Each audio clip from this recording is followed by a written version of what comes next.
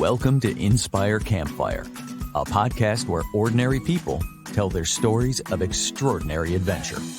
These are campfire stories meant to inspire the rest of us to light the fire within, get outside, follow our dreams, and return to tell our own stories. Ready? Let's strike the match.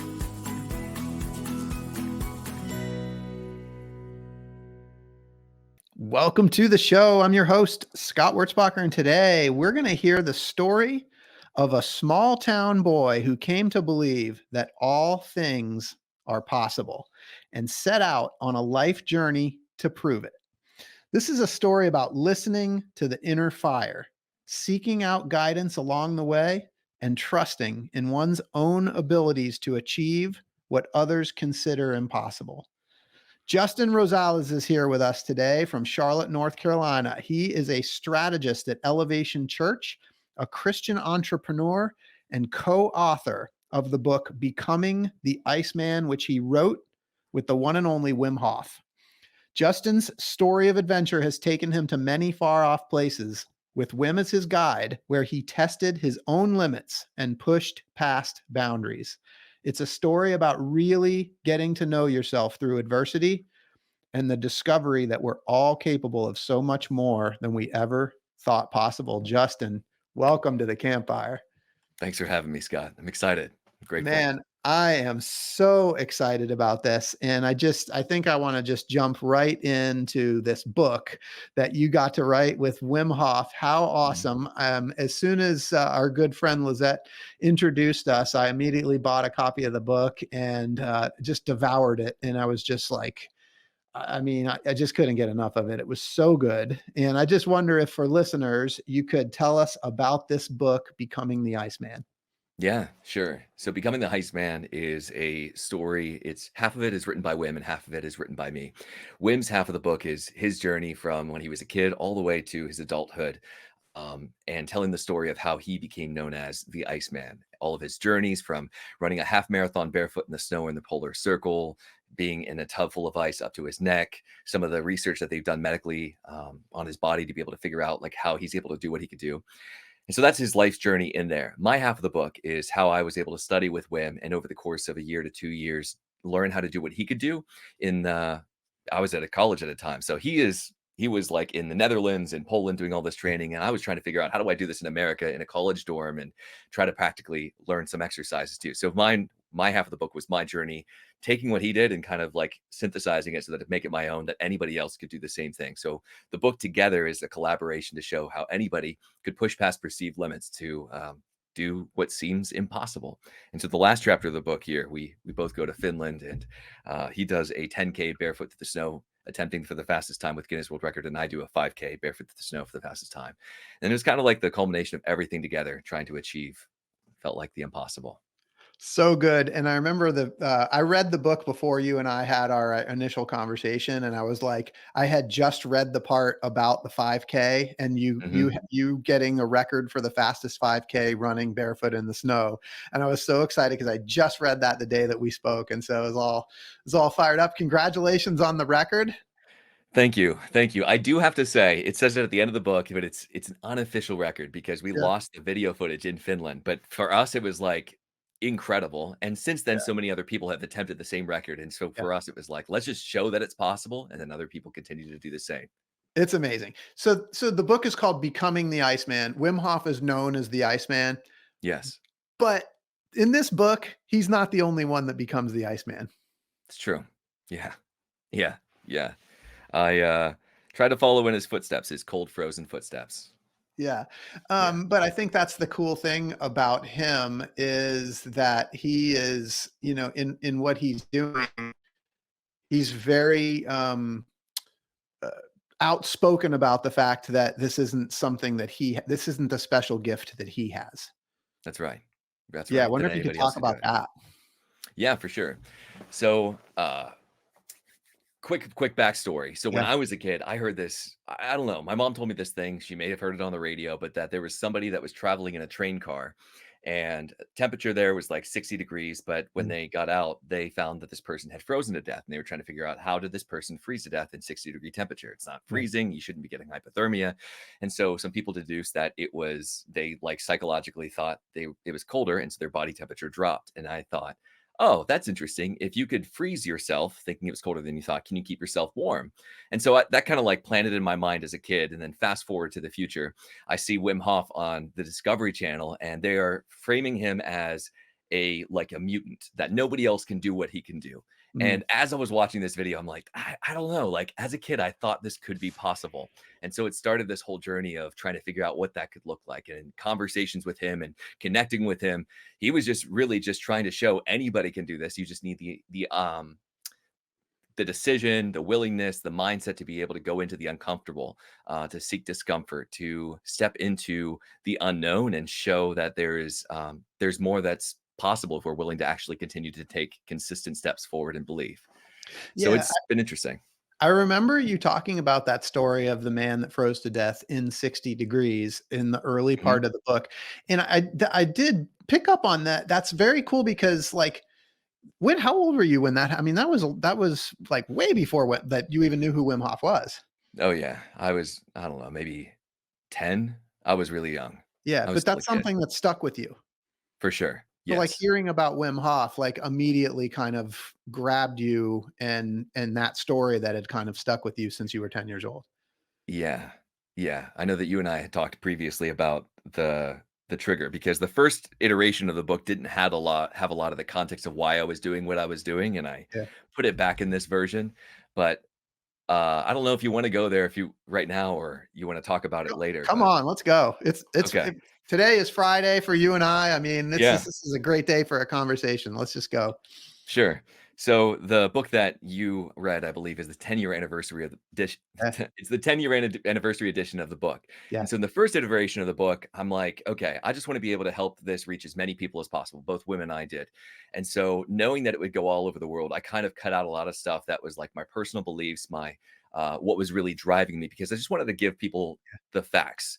But it was like I was omitting the facts about myself, like the stuff that people could relate to. yeah, And so, what ended up leading me to choose Wim as like the mission that I should pursue in this season is, people love the Avengers, people love superheroes, all that. Every people have dreams of flying, and I think it's cool. And even just as a kid, like a lot of us, we just wish that we had the ability to do that. And growing up, you go to people go to church sometimes, and you hear like, oh, there's potential in you. You have the ability to do anything. Like put your mind to it. All this type of stuff. If God is in you, you could do anything. If God yeah, is for you, you could do anything. And it's like, okay, cool, but what does that actually mean? Because growing up as a kid, I kind of copy and pasted the faith of the people around me. They're like, don't do this because of whatever, or you should do this because of, and I'm like, I don't understand that. But I was also afraid to challenge it because I don't know, it's just people that are older than me. People had more life experience than me. So I just kind of locked in and believed it until fast forward many years later. I'm at this summer camp. A lot of people go to different summer camps. This one was a Christian summer camp, mhm, and my friend and I were leading this little devotional for the kids. These kids are like maybe 10 or 11 years old. I'm in my later teens. And my co counselor says to the kids, hey, did you know it's okay to question what you believe? And that rocked me, because mm, I was afraid that if I questioned my own beliefs, or the faith that I'd taken on of other people, that honestly, like maybe I'd go to hell. Maybe like I would never, like what would life look like for me? yeah, And so I really started to dig into that a lot more. And so a few weeks later, he shared the Bible with me. He shared a Bible verse with me, and it's in John 14:12. Jesus is talking to his disciples, and he says, I tell you the truth, anyone who has faith in me will do what I've been doing. He will do even greater things than these, because I'm going to the Father. And so I had a little bit of context of what Jesus did in the Bible. He's walking on water, he's healing a yeah, lot of people. And if he's saying to his disciples, you could do greater things than me, I'm like, what is that?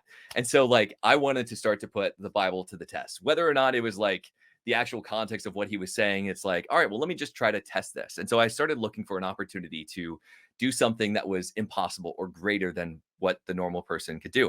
And yeah. so when a couple weeks later, my friend, that same friend that said that question, sent me Wim Hof on the Discovery Channel of this guy running through the barefoot in the snow. I'm like, I don't know. I honestly, just being completely candid with you, Yeah. I felt like it was a tap on the shoulder of like, "Hey, God saying, this is the thing I want you to Yeah. lock in, to pursue." And so that kind of opened the door for me, and that was like the driver. And so when I went back to do the 10-year anniversary edition, I put all of my initial reasoning for why I did what I did, the whole journey of faith in there, because this whole Iceman journey for me started with testing the Bible and wanting to see if God could really do the impossible in us. And that was like, I know we all have our own reasons for wanting to Yeah. step out in faith, but that was truly at the core of it all for me. I love that. Thank you for that candor. I think it was actually going to be what you alluded to. It was going to be one of my questions later on because in the version that I read, which is this 10-year anniversary version, like at the beginning, you almost give this sort of confession that you Mhm. left out a lot about yourself in that first version because there was some fear maybe of offending people or not, Right. not being sure what people might think. And so, I mean, part of this whole journey for you is really discovering like truly who you were. And I think it's so cool that Yeah. like as part of this evolution of the book, you were able to bring even more of who you are into this next iteration of the story. Yeah. Um, so, I guess while we're on that topic, and maybe we'll go backwards and then work our way forward here, but like, what was that like for you to like, you wrote this great book, I mean, 10 years ago, and then or more than that, but then when, 10 years later, you improved on, you had this amazing book, but then you were even able to improve on it even more by bringing even more of yourself into it. So I guess I'm just curious what that was like, that continued evolution of bringing yourself into that story. Yeah. Man, that's great. Yeah, 10 years was a long time. The most common question that I would get, because people would know that I wrote the book, and when I first launched it, when Women I first put it out there, I mean, not many people knew about it. Not many people knew about Yeah, cold plunges. Not many yeah, people knew about like Wim Hof. He had a lot of world yeah, records, but it's one of those random world records, like the longest fingernails. Like you don't really. It's one of those weird things no one really thinks about. But then as soon as Wim, the whole Iceman thing went mainstream, it really blew up, and a lot of people started asking us questions, and they're like, "Oh wait, no way, no way, you know Wim Hof." And it was this interesting dynamic because people then started asking me, well, like, do you still do that stuff? Do you still like talk to him? Do you still connect with him? And I realized, you know, like I would feel guilty too because it's like, no, I don't hang out with him all the time. It's been 10 years. But it's interesting because like if you were to ask anybody 10 years ago, we're probably not hanging out with the same people we hung out with 10 years ago. Maybe there's like those best friend people that you're yeah, still connecting with, but there's yeah, this evolution. And right. so what you go through maybe a decade ago, it's like ingrained in you. And so the things that I learned with Wim, the cold training, how to be able to stay calm in extremely cold temperatures, all of that is still infused into every part of who I am. And I can still run out in the cold and do all that stuff. I don't need to take a cold shower or an ice bath every day. But there's so much that I learned in who I am personally, but then also like the biggest thing with the whole all the cold training is how to stay calm in extremely stressful situations. And I know so many people would love that ability with high amounts of anxiety after going through a worldwide pandemic. The ability to stay calm in extremely highly stressful situations is so valuable. And so I've been able to take that into new seasons of life for me. I know that there was for me the Iceman days where Yeah, I spent 5 to 7 years of my life doing all things Iceman, trying to I know you read in the book, but I yeah, went to California to be able to train with Tibetan monks to figure yeah, out how they could achieve this inner fire. Because the Tibetan monks, they would sit on the tallest mountains with cold, wet bed sheets on their back and be able to warm themselves up internally and evaporate the cold water from themselves to stay warm. And I was like, okay, that's really cool. Let me learn how to do that. But then it became okay, but to train like they do, you have to be sitting there. Like that's how you generate the inner fire, the warmth inside. And I'm like, okay, that's awesome. But Wim is running half marathons. He's not stopping every few feet, sitting and then warming himself back up. So there's something different there. So it became this journey of let me figure out how Wim does it. So I reached out to him, connected with him, and became this journey. But then it continued to evolve too, because it wasn't just, oh, I'll go train with Wim once. It became like, how do we make this a daily habit? How do we make it easy so that even if somebody doesn't have what Wim has access to, like he could just go out and cut a hole in the ice and then jump in. If I were to do that at a college campus at Penn State, where I was originally at, I would probably get, arrested for possibly public yeah, intoxication, but I'm really just cold training. yeah.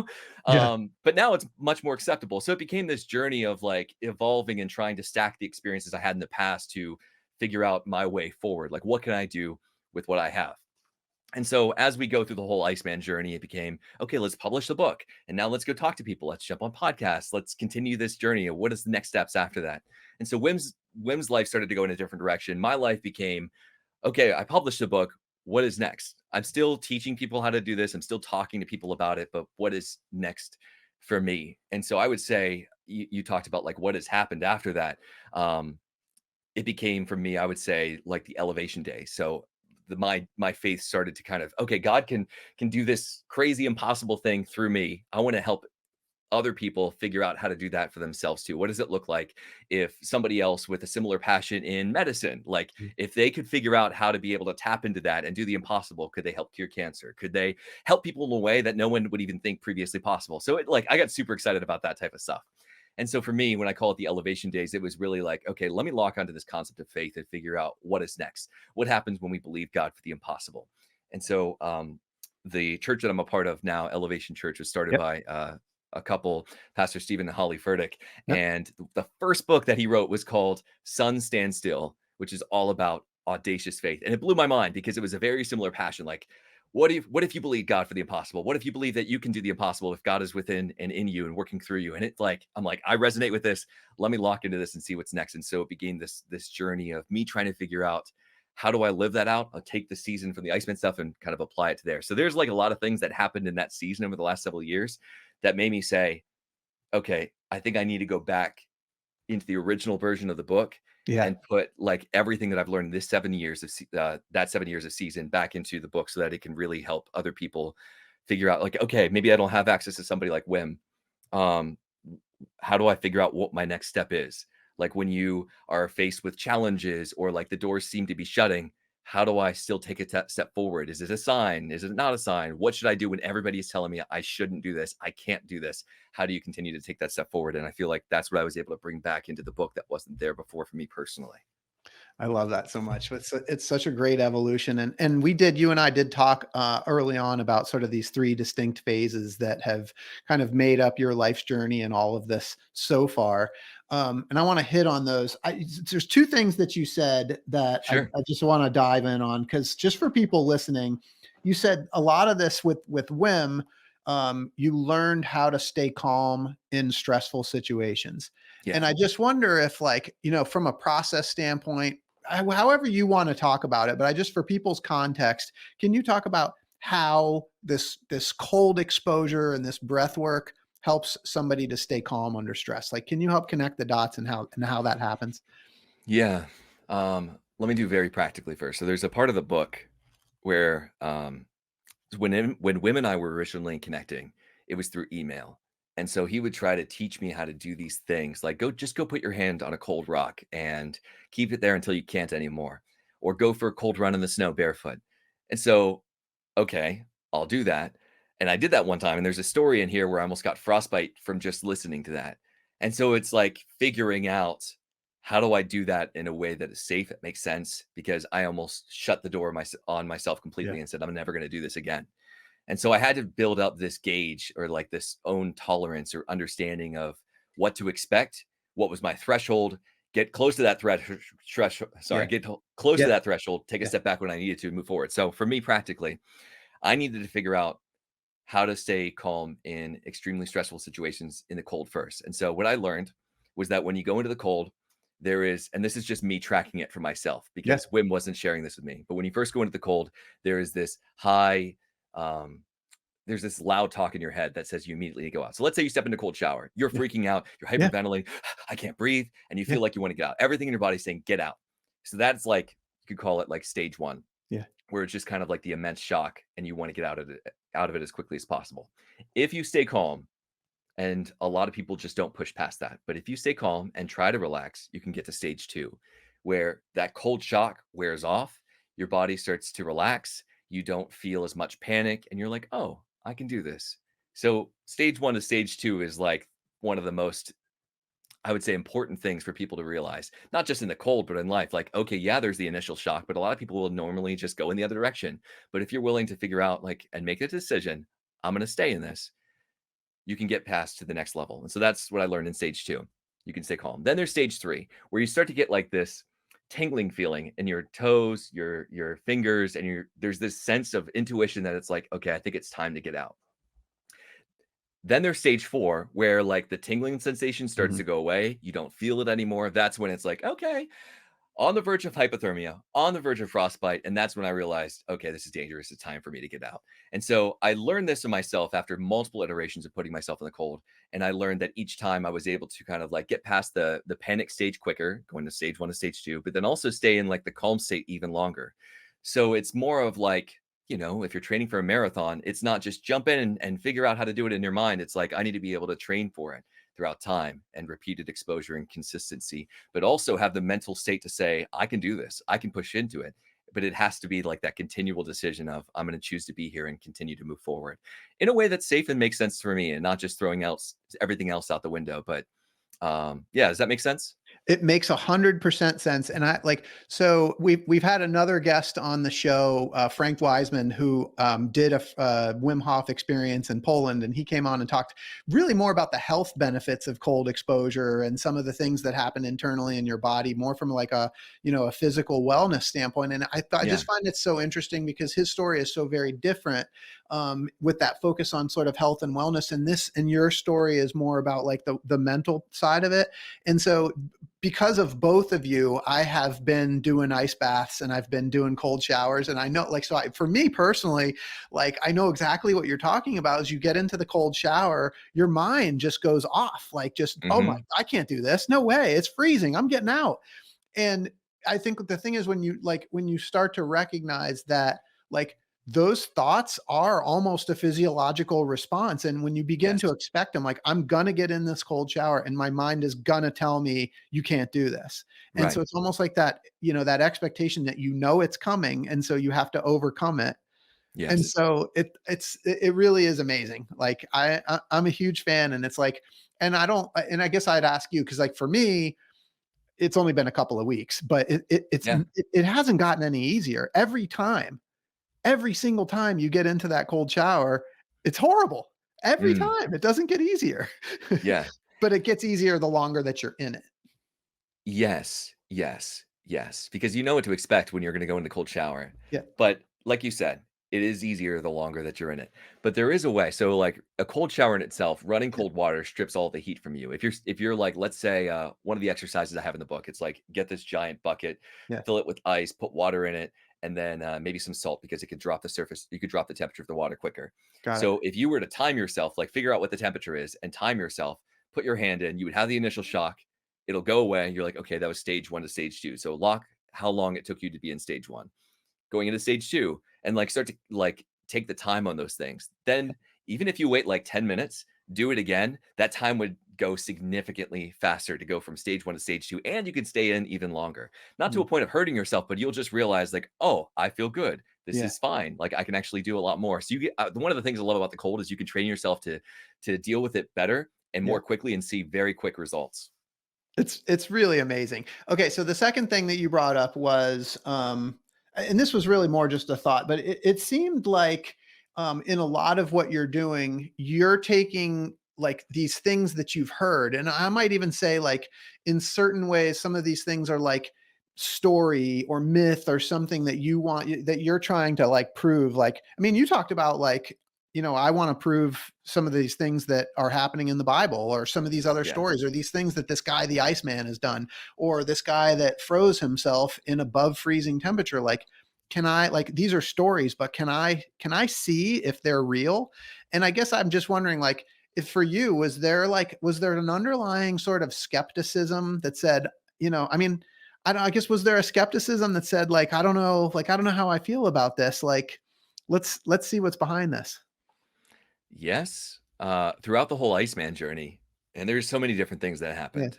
So let's talk about skepticism. So no Yeah. one believed that the stuff that I was doing was right or made sense Yeah. because I'm talking to somebody through email in a different country, and when I'm about to go over there, they're like, "Wire me." Wim was like, "Wire me money," and which is, you go back 20 years and people like that is the sketchiest thing. You're going to Yeah. lose all your money. You're going to go through fraud, all this type Yeah. of stuff. But that wasn't it.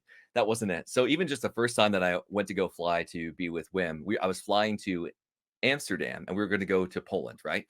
The week before I flew, a plane went down with people from the Polish government, and it was like this big scene. It was like everybody told me, "Hey, it's a sign you shouldn't go to Poland. They're going to be in an uproar. It's going to be crazy. You shouldn't do it." And so I thought, like, okay, is this the right thing to do? Is this a sign? Like, how often do planes go down with the Polish government as soon as like, it's just too crazy, crazy Yeah. coincidence, right? So for me, I had the skepticism, especially as everybody was telling me this is the last thing in the world that you should be doing. Um, but I also was a little guarded because I knew that what the stuff that I was doing was a little crazy. So I only shared it with people that were in like the sphere of influence that I trusted. So like my family knew, my girlfriend knew, and my best friend knew, and maybe like two other people. And my parents, I kind of like filtered it. They're my parents. They want me Yeah. to be safe. They Yeah. want me to be okay. Right. My Right. girlfriend is just trying to keep me safe. But even my best friend who was kind of introducing me to the Bible, he was still a voice of encouragement.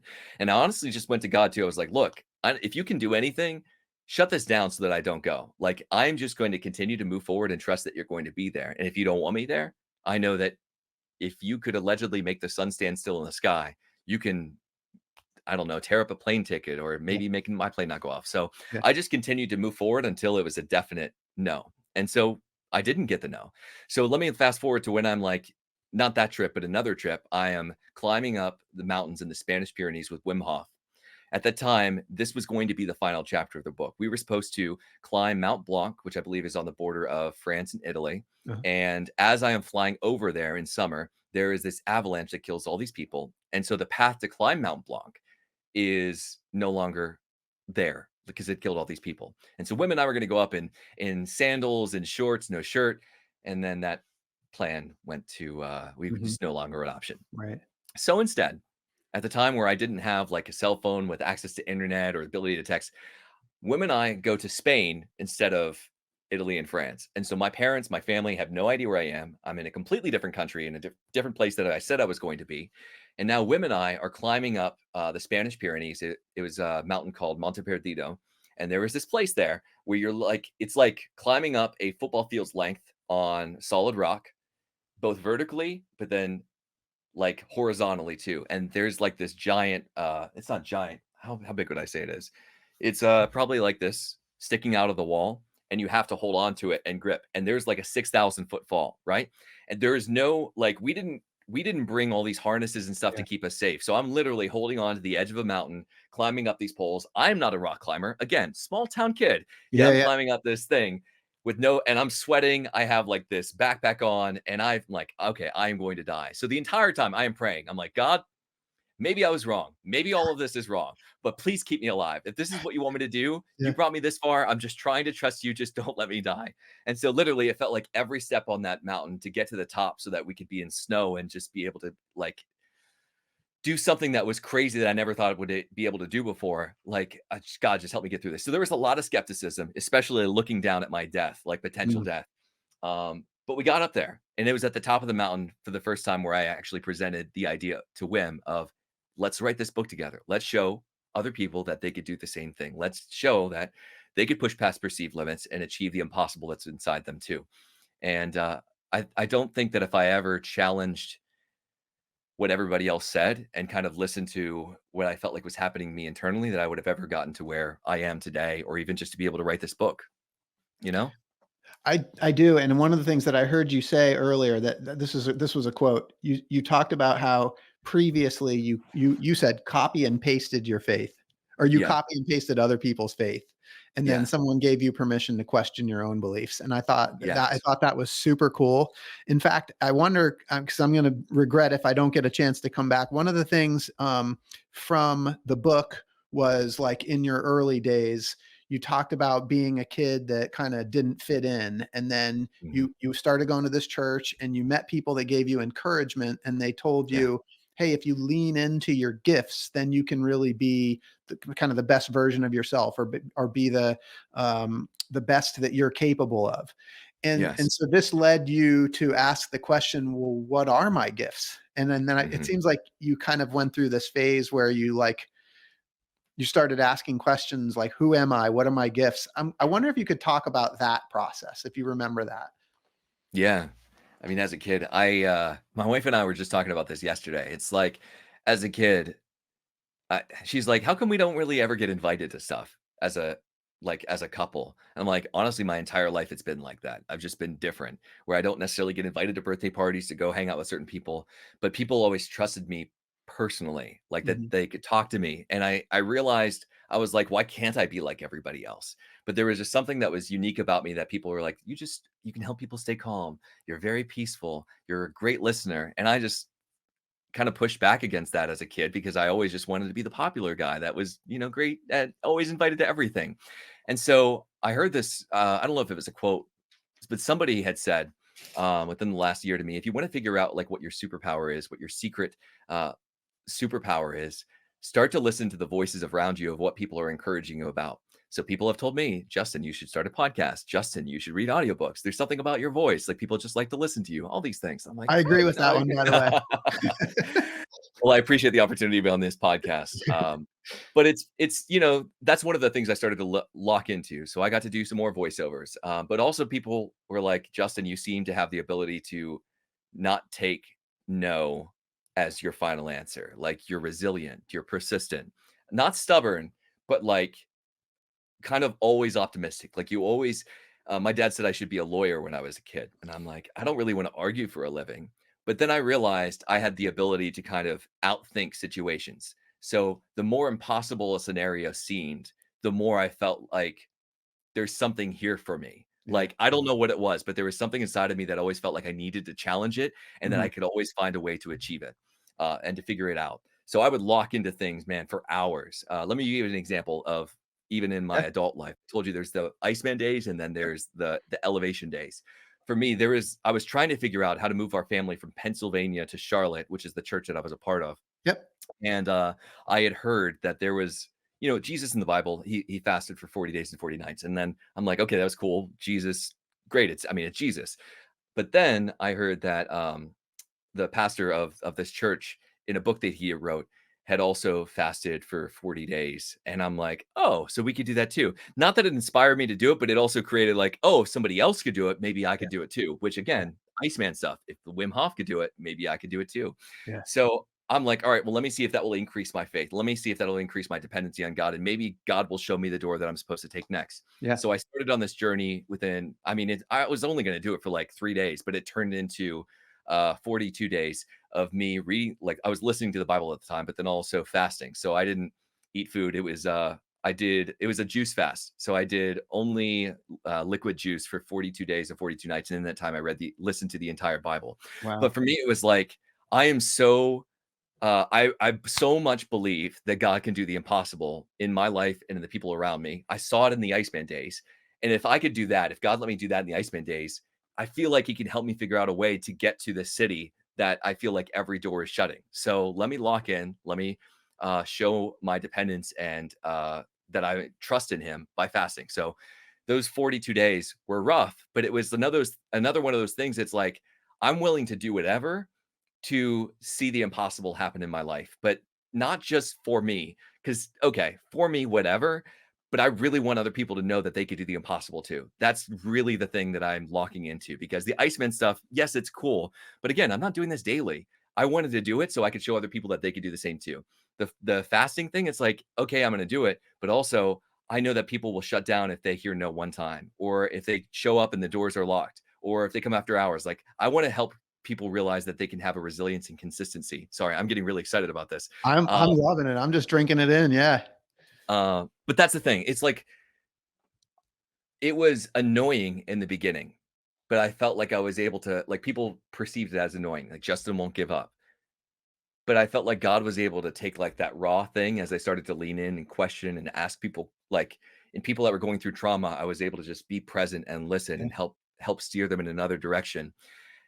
I don't know how I got there. I think it was probably trial and error, but I think it also just became me just trying things Yes. and figuring out what consistently worked for me. Not consistently, but like the majority of time, and like listening to that voice and walking in it.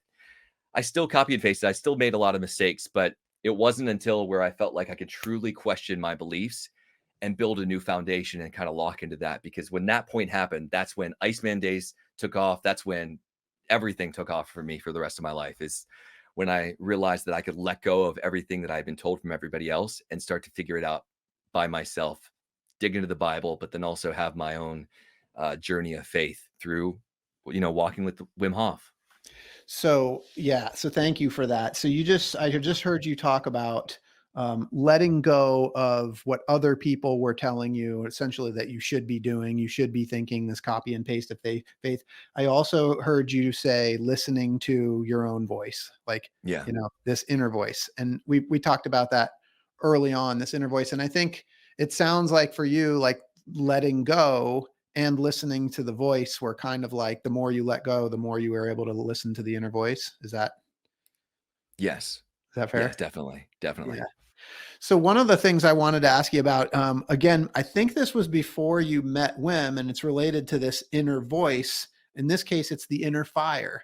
You went Hmm. and you talked about it. You went and studied with Tibetan monks to learn about this thing called tumo, which translated is inner fire.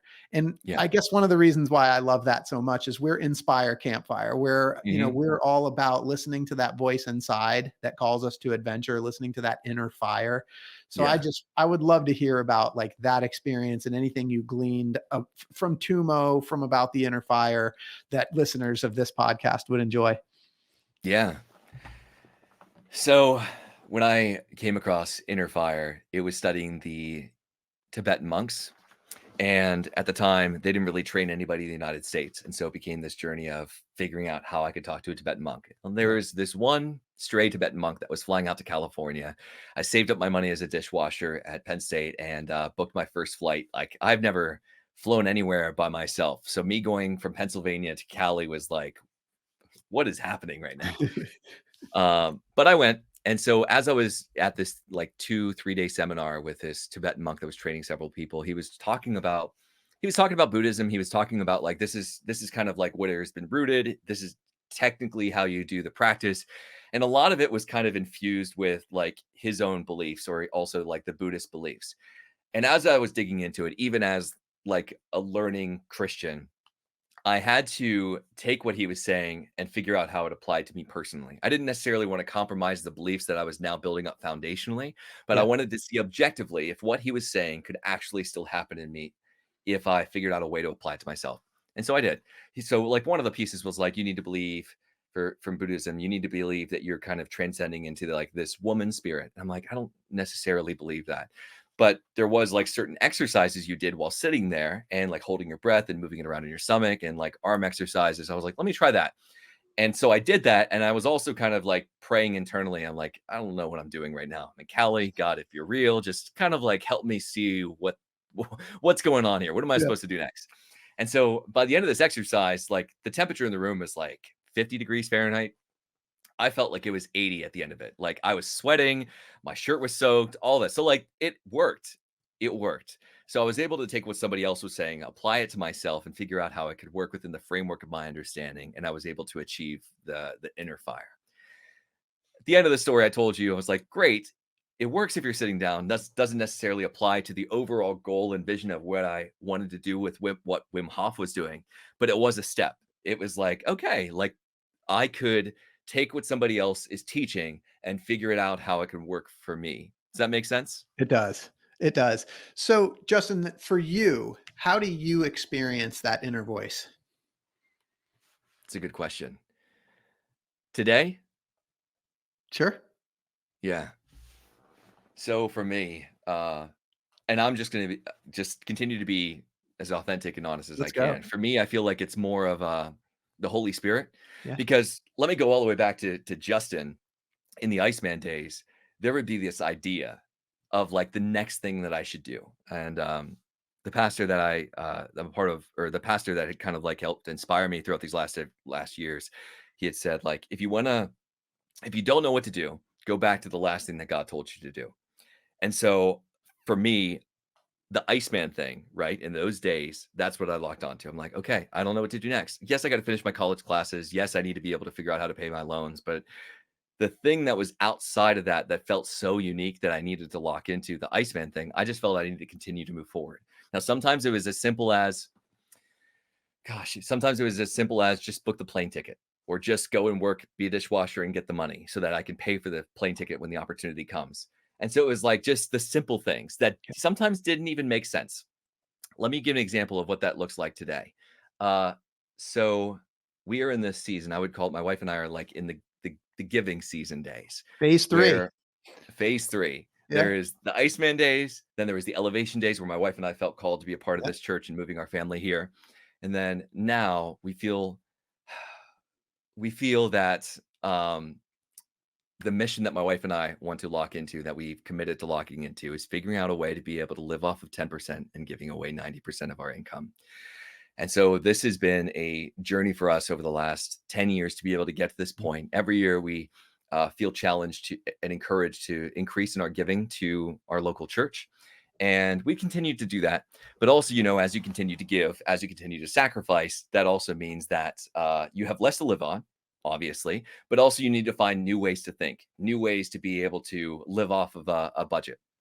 And so I'm saying all this because in the season that we're in right now, um, last year at this time, my wife and I felt like we wanted to move because we were living in South Carolina, which was probably about a 45-minute drive to where I was working. And we felt like we needed to move to a slightly bigger home so that I could be closer to work, my wife could be closer to my work, and that we could also host people in our home. We wanted the Mhm. people of our church to feel like they could come and be comfortable. Yeah. And so we wanted to do this, but we had also did not have a lot of money to be able to do this. And so we actually sold our old home, and we had a decent amount of money that came from that. And so we put that in a savings account. And this old home that we were living in, we had only lived in it for a year. And so I had learned that when you buy a home and you don't live in it for 2 years, at least in the state that I was a part of, you have to pay capital gains tax on any Mhm. profit that you make. Yeah. And so I'm like, okay, well, I'm anticipating paying all this money when it time comes for 2024 taxes. And so we get to this point at this year where my wife 6 months ago left her job and was trying to build a business. We were trying to build it together because we committed when we started this business, any new profit that we'd make from it, 90% of it we would give to the church, and then Yeah. 10% we would live off of. So still committed to it, right? We're not going to compromise that. We have the savings from selling the home. And so we get to the point where my wife's applying for jobs because now the savings is almost gone. We built the business, but still need to be able to have a steady stream of income. And so we are down to the point where it's like we don't have any more money for rent, right? And also tax season is here. Yeah. And I'm like, I have no idea what to do. I'm praying. Like, I was this guy that was climbing mountains and do all this Iceman stuff, and now I'm like, how do I even afford rent? Like, I came to this point of, am I going to compromise what I feel like we feel called to continue to give at the percentage that we're giving, or do we like pull back from that and just say like, we just need the money, we need to be able to pay for rent?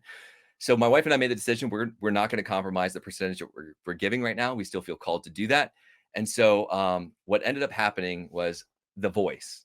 The voice came back. What is the last thing that God told you to do? I felt like God told me to do my taxes. So random. I'm like, I don't want to do my taxes because then I will see the amount that I need to pay from Yeah. this capital gains, right? Okay. So I get frustrated. I just say, okay, God, I'll just do my taxes. So random. But I'm locked into this mission of the 90-10.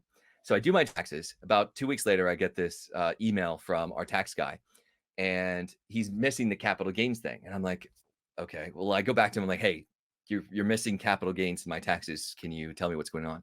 So he comes back to me and he says, so Justin, because your wife left her job when she did, and you started building this business, you had lower income than normal. Because you also got ordained as a pastor in this last season, your reportable income is lower. But then also because you did not compromise the percentage that you've been giving to your local church, your income came significantly under the amount that you would need in order to pay capital gains. So instead, the government Wow. gave us back money instead of having to owe all this money. So it's like we had another month's rent come in at the perfect time. So I'm Man. like afraid, because if I didn't do my taxes, I wouldn't have had that money in time to be able to Right. pay the month's mortgage. So it's kind of like, I don't know. Sometimes it's as simple as doing the stupid and silly thing, what seems stupid and silly, to be able to figure out what that next step is. I think sometimes we can get so paralyzed and, well, what comes after that? What's the thing I'm supposed to do? Am I doing the wrong thing? Am I doing the right thing? But it's, for me now, it's like, what can I do with what I have? And also, what is that inner voice saying to me? Like, am I going to compromise my beliefs, the mission that I'm locked onto in this season, to be able to do what everyone else is saying that I should be doing? Or am I going to believe in what I feel like God is saying inside of me and see him do the impossible in that scenario? And so I love Stepping out in faith, though, and being able to have those stories to encourage other people that are struggling, whether it's financially or even people that are starting a business or trying to figure out what their passion is in life, starting a podcast, all that stuff. I'm like, come on, like just take the steps. Something amazing Yeah. is going to happen. And even if it's bad now, like it could still be worked for good. Like the scariest scenarios in my life have turned out to be some of the most highlighted moments that I've been able to use to encourage other people that have no idea what to do next. This is definitely a thread. I mean, you've already said it, and the whole introduction, but this there is this thread of all these phases of your life being about looking at something that is seemingly impossible and saying, no, it's not. We're going to give it a shot, whether it's the Iceman days, the elevation days, and getting your family here to Charlotte, or, this new journey of the giving days. It's that, I mean, super inspiring. And I know a lot of people are going to hear this and just be like incredibly wowed. I mean, I know I am. Like, what else can we do that we don't think we currently can? Justin, I want to ask you, have there been times in your life when you didn't trust yourself or didn't trust your inner voice, and how that turned out for you? Yeah. Whew. Yes. Okay, let me go back to the elevation days. There was a moment where my wife and I, we were just going to sell everything we had and move down to Charlotte to be a part of Yeah. the church, right? We had applied multiple times to opportunities down in Charlotte. Nothing was working out, but I felt like there was something internally that said I just needed to go. I needed to trust it to go, and we'll leave. Well, at the same time, two things have happened. One, my wife is pregnant. And two, I was offered a new role. I was working at a bank and I was offered a new role that they just created that they wanted me to step into. It would be a significant pay increase and they were really excited and they wanted me to lock into it for a year. So I felt like I had to make a decision. Am I going to just leave everything and move to Charlotte to be with my family where I felt called to? Or do I stay here and provide for my family and the new baby that we would have? Mhm. So after all of the no's, I felt like I needed to just say, I just needed to do the responsible thing. Yeah. I will take the higher paying job and I will pay for the new baby that's coming, all this stuff. And I will just kind of give up on the dream, right? Okay. So I do that. I say, we're not moving to Charlotte.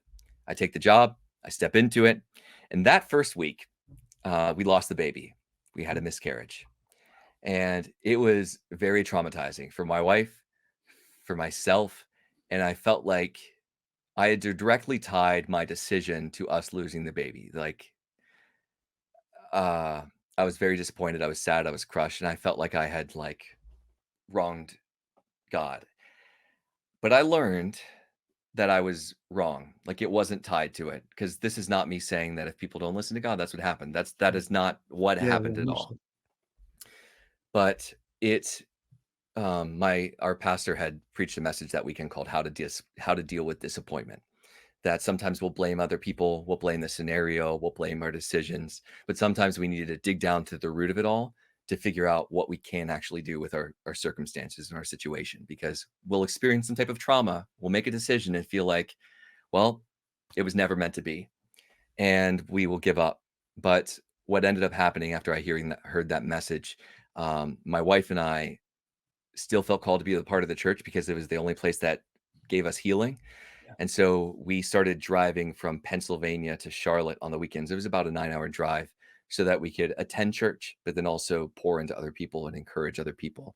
And so that became the next stage of our journey where we said, we'll be in Pennsylvania. I will work at this place for a year, but on the weekends, we're going to go to a place where we feel like we can be helped, we can be healed, and we can kind of see hope of what is next in the future. Yeah. And that decision is what ultimately led us to be able to be a part of Charlotte and to be a part of our church full time. Yeah. Man, thank you for that incredible, powerful share.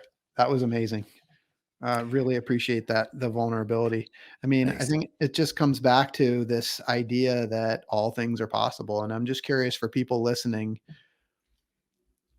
you have gone like, certainly you're a different person today than you were, that boy at 10 when said, hey, I wonder if, if that guy can make himself freeze in 60 degrees, I wonder if the opposite is possible. Like, how are Yeah. you, how are you different today than that 10-year-old boy having gone through all of these different trials where you've tested and proven that impossible is possible. Yeah. I need to play off your words a little bit. How the little boy test and proven that with the impossible is now possible. If I were to go back to the 10-year-old Justin, I think that's what I would have told him. That's like, yes, with God, all things are possible. But really, I was afraid of moving forward at all at testing anything because I didn't know what was the right thing to test because I had been listening to the voices of everybody else. But I would have told him, document the things that were happening along the way. The bad, write it down to see if it turned into good, and the good, lock onto those moments. I feel like back then, I was just afraid. I was afraid because I didn't know what would happen. But I think the thing that I've learned that has been the most helpful is just to try it and lock into any type of failure as feedback. That it's like, okay, that's not the right direction. Let's tweak a little bit, try it again, and move in another direction. And that's the only thing that I kept doing for all the Iceman stuff, all the giving stuff. If there was a no, it's like I just kept knocking until I saw some door open. And so I wish I could have encouraged him back then.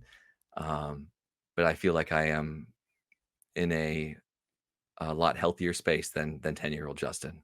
Yeah, well, you've inspired a lot of people, and I really want to encourage people listening to go to Amazon, get a copy of Becoming the Iceman because it is an incredibly inspiring and empowering story, and I really enjoyed it, and I hope others will get a copy and listen. And for those listening, if they want to find out more about you, get in touch. What's the best way for them to do that? Sure. My wife and I have a website. It's rosalesrecommendations.com. We have this YouTube and all the other things, but that's the place where they can learn more. Amazing. The story is epic. It's 3 phases so far: the So Iceman far. days, the elevation days, the giving days. Who knows what's coming next? But at some point, Hollywood's going to pick up on the Justin Rosales story, and they're going to want to make a movie about this epic journey. When they do, I want to know who's going to be the Hollywood actor that's going to play you in your movie. That's funny. So as a kid growing up and even in my teens, I was told I looked a lot like George Clooney, so I would probably pick Nice. George Clooney. Oh, Yeah. that's a great one. George Clooney. Okay. What's the movie Yeah. going to be called? Probably Becoming the Iceman. I think Nice. it has to be. Becoming the Iceman, starring George Clooney. I mean, That's it's right. going to be a blockbuster. I cannot wait. Justin, this has been awesome. What a great way to start my weekend. Thank you so much for spending some time with me today. And for those listening, I hope you've been inspired today as much as I have. I hope Justin's story has encouraged you to listen to the voice inside that calls you to adventure, because we want to hear your story next. If you have a story to tell or just need a nudge to create one, please send me an email. We'd also appreciate it if you'd help us spread the word by leaving a review and sharing or tagging Inspire Campfire in your social media. And until next time, I want to encourage you to get outside. Thanks for listening. Justin, thank you so much for being here. Thank you, Scott.